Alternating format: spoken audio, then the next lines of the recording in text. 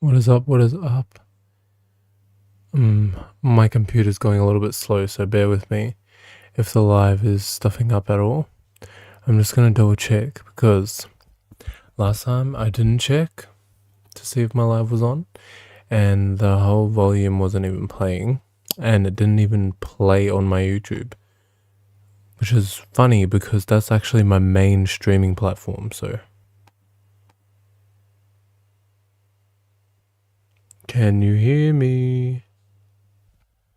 It looks like Facebook can't hear me.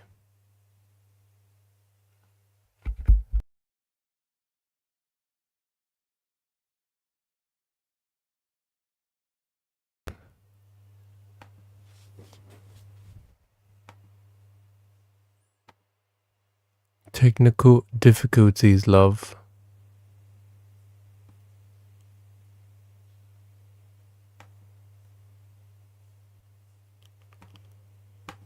Might make a difference.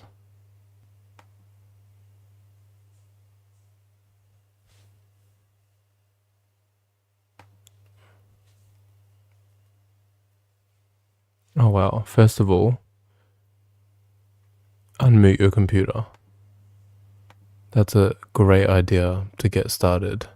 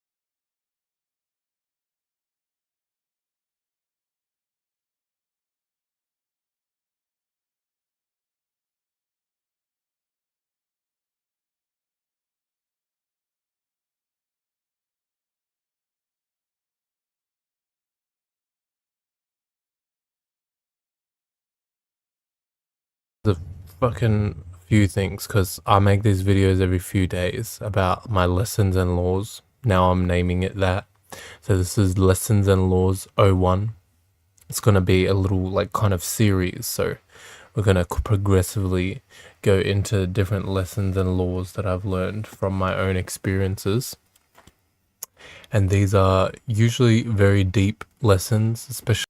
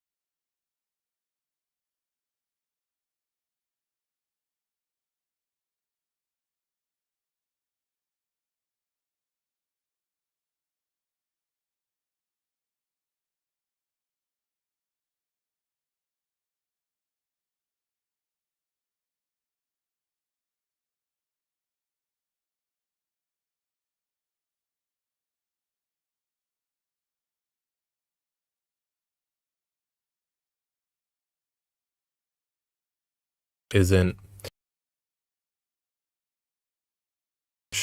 it's actually very atypical. So that's where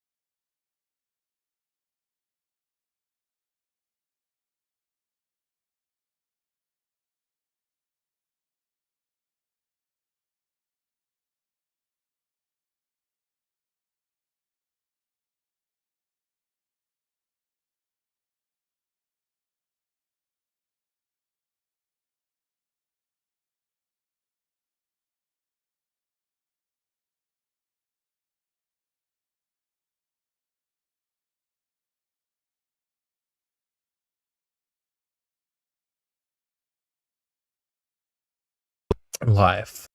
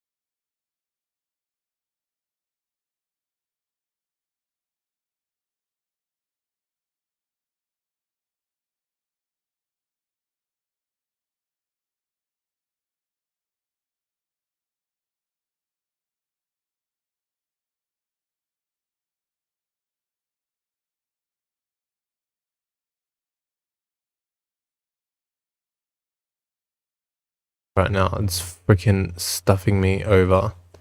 So I don't even know when the video and the sound cut out. Series, so we're gonna progress experiences, and these are usually very deep lessons. So yeah, I was just saying, the last thing I was saying was about how they're deep lessons that a lot of people may not know, and their perspectives that a lot of people may not realize about life. So it's more individualistic. But anyways, I don't want to go too deep into that because I feel like I've wasted enough time talking to the air, and I hate to waste time, but that's a lesson as well. Everything I see is a lesson in my life. So that's probably a good segue into what I'm about to talk about, considering I just talked to the air for about freaking 10 minutes. Is that in life, everything can be taken as a lesson. And in fact, it's all about you making the lessons. How are you going to make that lesson work for you in the best way possible?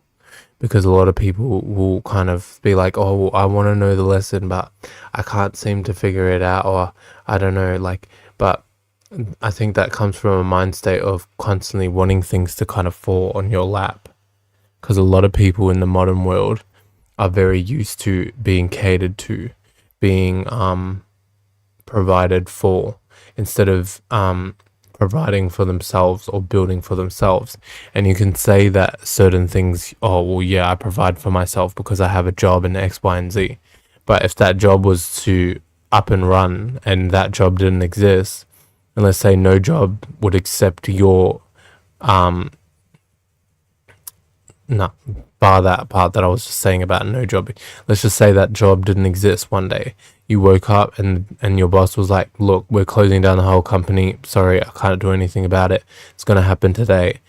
Like, you now can't provide for yourself. So were you ever really providing for yourself in the first place? Is my kind of question when I talk about those kind of things. Were you ever really providing for yourself or giving yourself the necessity that you need in the first place? Or were you just relying on something external to always be there so that you could use that external thing to provide for yourself? So know the difference between providing for yourself and using something that's providing for you to provide for yourself. That's a whole different ball game. And yeah, a lot of people want that instant gratification, or for things to fall into their lap, whether it's an idea, whether it's a concept, whether it's something, figuring out something. But you have to actually sit there and really take in and pay attention to each lesson. And sometimes it even takes you to have to shape that lesson as well, as opposed to letting that lesson be shaped for you. You actually need to shape that lesson, okay? So it's like, what do I mean by shaping that lesson? Like when you go out into the world and you start to shape things, shape your experiences. This is you reacting in the way that you think is best for you to learn and you to grow. And so instead of letting the experience be like, oh, I had a bad experience, therefore this means that I didn't gain anything from it, or whatever the thought may be in your head. In actuality, it's you turning around and saying, I had a bad experience. Okay, this bad experience is a learning curve and a lesson for me to start to grow. And then if anything, it's a stepping stool. And so these are what I'm talking about when I say that you create your lessons. So it's very, very important to be aware of how you're creating your lessons too. Because you may think that you're just being and you're just receiving a whole bunch of shit. But in actuality, you're just creating the wrong kind of lessons for yourself. And until you learn that you're creating, you'll just constantly be in the circumstance, in a situation of feeling like you're in need, feeling like you're unsatisfied, feeling like you have to go out and search for something else outside of you to fulfill something within you. which is literally backwards. Like, that is so backwards. Most people don't actually realize how backwards that is. But like when you say it, like most people, this might even go over their head. But think about what you're doing. You're trying to get something external to satisfy something that you are feeling in need of internally. That's like so backwards. You need to actually provide internal with internal, external with external. Like, let's say, like, there's certain circumstances where you can provide external with internal, but that's more natural. That's more in the flow of life. When you're providing for your internal with your external, that's completely separated from the natural state. And if anything, that's flipping what's natural on its ass.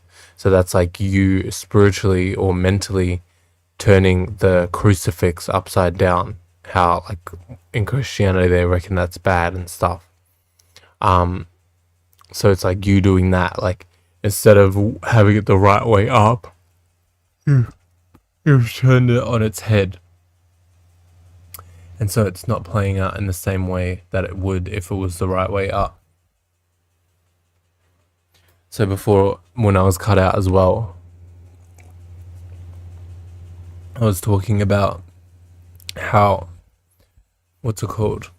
The last video that I was talking in, where the whole video cut out. Funny how I was talking about the whole video of the last video cutting out while I was cutting out. But I noticed that's another lesson too. With life, it will show you reoccurring experiences to kind of show you what space you are actually in and resonating to. And this is why I say everything's like a reflection, or everything bends in from the mental to the physical. Because what you're mentally paying attention to, or what you're mentally giving energy to, which is paying attention, those two are one and the same. That's why they say paying attention. And then also, what you are creating with you may not be paying attention to anything, but you're paying attention to a certain thought form, a certain idea, certain feeling that's allowing you to create whatever experience you keep experiencing. Anyways, so the last video I was talking about was how when you're not utilizing something, then that's when you lose it. Or when you're losing something, it's because you're not utilizing it properly. But I do want to make a whole separate video about that. But just in general, that's a really important lesson that I've learned too. Is because I notice a lot of people deteriorating in certain areas, myself included in the past, in the area of my intelligence, in the area of my health. And this was due to the fact that I wasn't utilizing my intelligence properly. I was utilizing my intelligence for a whole bunch of dumb shit. As much as I saw myself as quite intelligent personally, but the things that I was applying my intelligence to was a whole bunch of dumb shit. And a lot of people in the world are doing that on a day-to-day basis, every single day. Even if you think that like what you're applying your intelligence to is intelligent, I can guarantee 9 times, maybe 8, I'll give you guys grace. Maybe 7 times out of 10, it's usually for some dumb shit. So yeah, lessons that I've learned. Let's get straight into it. Lessons and laws, guys. So lessons and laws, I've definitely noticed that a lot more of what people do in the external is really just a coping mechanism. And it doesn't actually fix the issue. It just puts a band-aid on it. So what do I mean by this? This is talking about how a lot of people try to fix things externally, especially, this is one example. This can go to many different areas. A lot of people try to fix things externally by, let's say, going out and trying to force certain people in their life to act and be in certain ways that they know that person isn't necessarily able to. It's not that they're not able to, but how do I say this? Like, Mentally, they may not be able to. Physically, they're 100% able to. And at the end of the day, you're able to do anything, unless you're literally physically disabled. But that's a whole nother story. But in terms of generally, in a general sense, you're able to do anything. So, but when some people like feel like they are not able to do certain things, and then a lot of people in the world will be like, oh, this is my time where I need to step in and be the savior, be the hero. But you need to understand, especially when it comes to people who don't care about themselves in that area, you're not going to be able to help someone that doesn't care about themselves, because they didn't even ask for that help, nor do they even want that help in the first place. So you're like just using your energy for something that you think is actually benefiting them. But if anything, you're actually hurting them and hurting yourself. So that's one example. But in general, it's also about like sometimes you may feel like you really need to intervene or go out into the external and do certain things that because it's important, or because it's the right thing to do, or because they need it, or whatever it may be, whatever reason you think in your head that it could be. And a lot of the times it can be quite the opposite. It can be in terms of the opposite I'm talking about.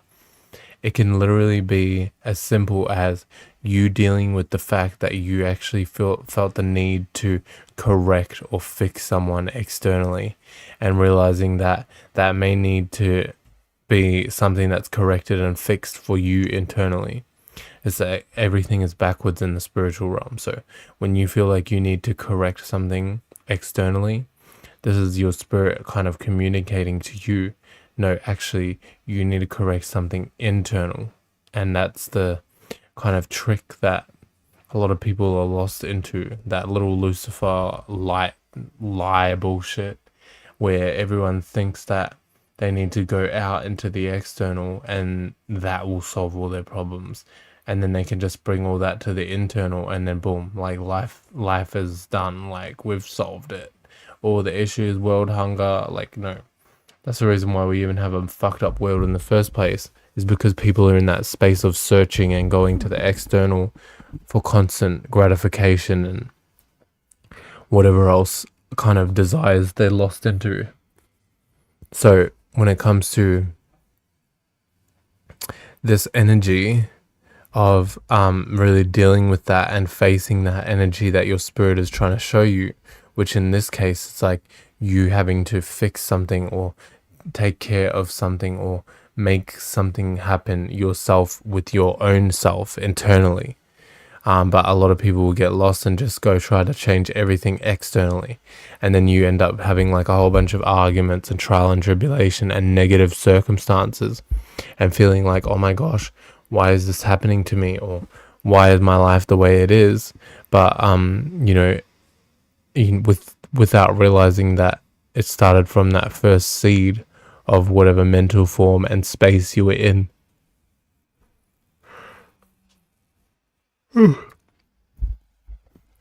And this stopped you from actually being able to fix and correct whatever you felt like you needed to correct internally instead. And that's where people get like really mixed up, because then you are constantly looking to fix that thing externally, and you're not actually taking the time to do the internal work, the shadow work, pay attention to why you think and feel in certain ways. And when you actually do that, and you do the shadow work, whatever energy that you were facing, let's say like you're frustrated because someone wasn't doing something that you felt like they should do because, it's maybe the right thing to do. Let's say you overcome that frustration and you just end up doing what you feel like is right, regardless of the situation. And that doesn't involve you telling them to actually do anything. It just involves you dealing with the emotion and doing the actions that you feel like is necessary for you to remain balanced and keep it equal playing field between you and the other people that you're interacting with. This is going to show you, once you've actually done that, it's literally going to show you experiences or life, God, the universe. I don't like that word God. I like all possibilities, but will show you that it actually was the most beneficial thing you can do. And whatever you desired or felt like you needed to control or make someone else do, the moment that you realize that you can only control you and make yourself do something, is the moment that you actually start to see whatever you wanted to control them to do, they might actually start doing that. So that's where a lot of people get lost, and they'll be like, oh my gosh, like, woe is me, all this thing's happening to me, I can't get out of this situation, I can't help my blah blah blah. But yeah, you gotta remember, everything bends in from the mental to the physical. But if you haven't actually tried it, it can be a little bit of a leap of faith for you to be able to realize that and jump into that energy and know that that's what you're doing. You're doing that leap of faith. Because when you do, like I said, the universe, all possibilities will literally give you exactly what you wanted. And that's, to me, that just shows how my confirmation and my own energy, depending on the circumstance, you can't take everything as confirmation, but when it happens that quickly, one after the other, like you instantly change your mental state, and then you instantly see whatever you felt like you needed to change your mental state from doing ends up getting done anyway. That's when you start to notice that you're actually working with all possibilities, with the universe, in a more beneficial way. So that's why it's important to note and pay attention to how the experience plays out. You could have two of the same exact experiences. One of them, you were in a positive mental space and you let go. Oh, sorry guys. I may need to cut it short because the yawning's getting a little bit too much. And you let go of that actual concept that you felt like was weighing you down. And then the other time, you didn't let go. And you would have experienced the same exact situation, same words, same actions, but completely different outcomes. So this is like really, really important, because you can try this at home too if you want. Like if you really want to challenge this idea and go against it, you could literally try this at home. And it's so easy. It only requires you to do something that you normally would get a negative reaction from, and then do the same thing, do something that you would normally get a negative reaction out of, especially being in that negative mental space and not letting it go and not being light and free, right? But then trying it again, trying that same experience, but this time being in a lighter mental space, a more free mental space. And you will literally see how what I'm talking about is true. It's really just you creating your reality and making it work for you. But everyone tries to do that physically. And then that's when everyone gets lost, because they're like trying to do it physically when it's all spiritual, man. Mind over matter. There's a reason why people say those sayings. So that's another thing that I've learned. Any saying that a lot of people go around and say, 9 times out of 10, most people don't even like really know what that saying means. A lot of people would just be like, oh yeah, I know what that saying means, but you only understand or stand the first instance or the surface level of that certain saying. But those sayings actually go a lot more deeper and a lot more true than a lot of people realize. Obviously not all, there's certain sayings that I'm sure are probably trash, but most sayings like that are usually pretty true. So got to pay attention to those as well, because there's a reason why people say certain things, like birds of a feather flock together. Like there's a reason why all of these things are said. Nowadays we like to say it's the law of attraction, but it's really just everything that you're pointing to is just a mechanism of how the universe works. So We need to stop like giving it spookism concepts and making it seem all far-fetched and out there when it's just like a mechanism that we're all playing out, which is for us to bend and create things from our mental into our physical. And this is why we even have a sky and an earth. The sky is on top of the earth, right? The earth is in the bottom. The sky is the mental, and then the physical is at the bottom, right? This is why as well your brain controls the rest of your body as well. So it's like your brain sends the signals to the lower, more physical and dense, condensed part of your body. So it's not pseudoscience or anything like that if anyone's getting tripped out and thinking that it's like some kind of spookist concept. But yeah, I want to pull a card as well. That's the idea that I wanted to do for this video. Pull one card, and then this is going to be like a little template of what I can talk about in terms of what I've learned. Reason why is because I've learned so much that it gets a little bit sometimes hard to narrow it down to just a specific topic, because I could go on for ages about what I've learned. So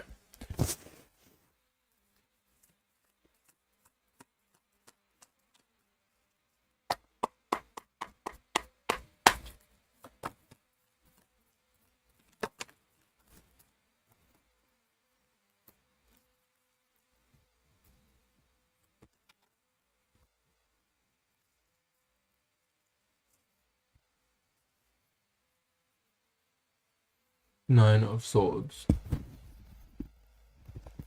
So we have here the Nine of Swords, guys. I don't know if you can see this very well. Yeah, you can see it all right. So Nine of Swords has got like a crow, right? So a crow. I think that's a crow, if I'm not mistaken, but even if it isn't, I saw a crow, so I'm just going to go with it. Go with the flow. So Nine of Swords is about overthinking and all those kind of energies. Sleepless nights type vibe. Stress, being overwhelmed by thoughts and all that kind of energy. So as well, it came out in reverse. So for me, that's representing like actually getting out of that, rising above it. And because it's in the window, like this bird is in the window, it's like seeing it from the outside looking in, right? So I guess this is talking about really being able to separate from things that stress you or make you overthink, right? And realizing that you are not actually your thoughts. So that's one thing. Like I learned this quite a while ago myself, honestly, but I'm understanding it on more of a deeper level as time goes on. But you are not your thoughts. You are not your feelings, and these are not yours. So you need to actually understand that we are receiving and creating and pushing out thoughts and feelings. So this is where a lot of people can get lost because they may identify with these certain thoughts and feelings.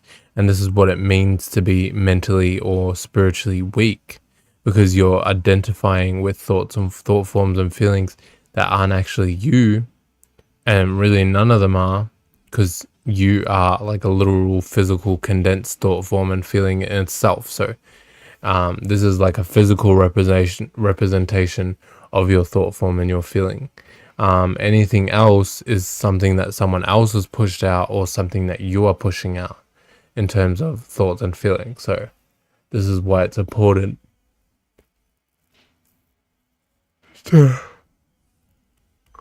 know this. It allows you to see your thoughts and feelings from the outside looking in.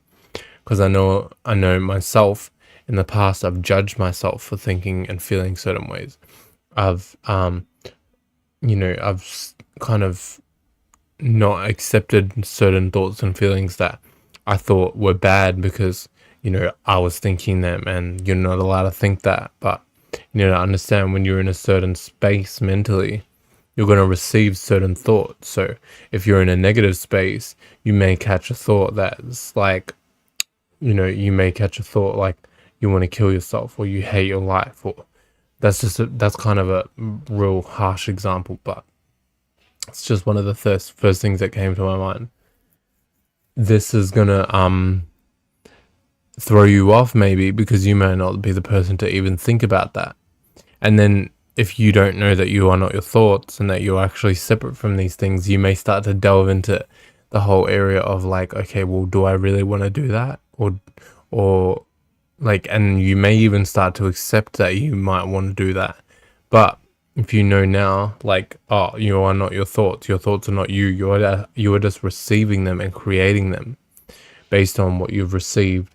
And then when you receive it and you change it and add on to it in your own way, that's you creating a thought and feeling. So that is more closer to your thought and feeling.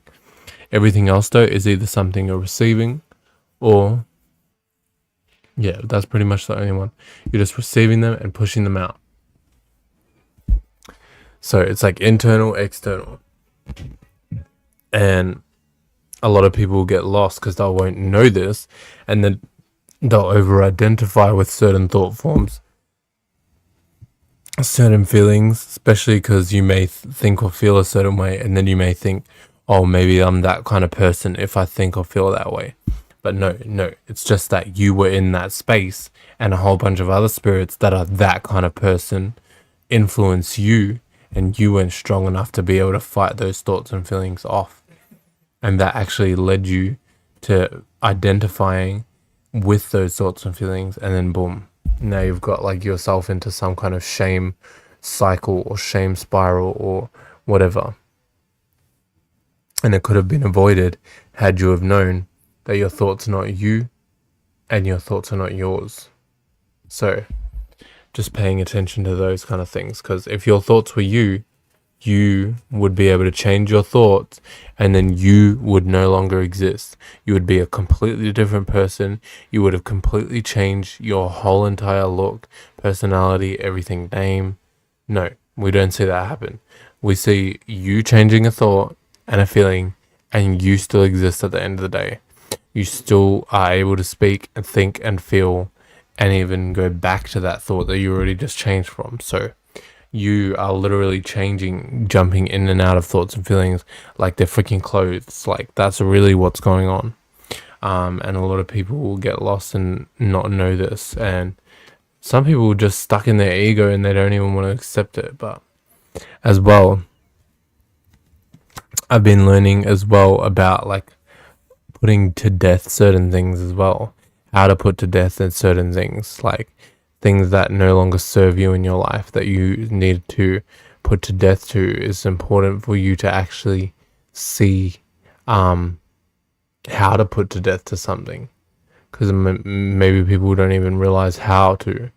But if you remember, I said paying attention is your esoteric currency. And so when you pay attention to something, you're paying for more of that experience. That's like going to a strip club, giving out a whole bunch of money, and then turning around and saying, bitch, I didn't ask you to take the money that I just gave you. Or something like that. Like, that's the kind of mindset that a lot of people are lost into these days. And they're like, oh, I didn't ask for this experience that I just paid for. But the less you pay attention to it, the less chance you have of actually experiencing that.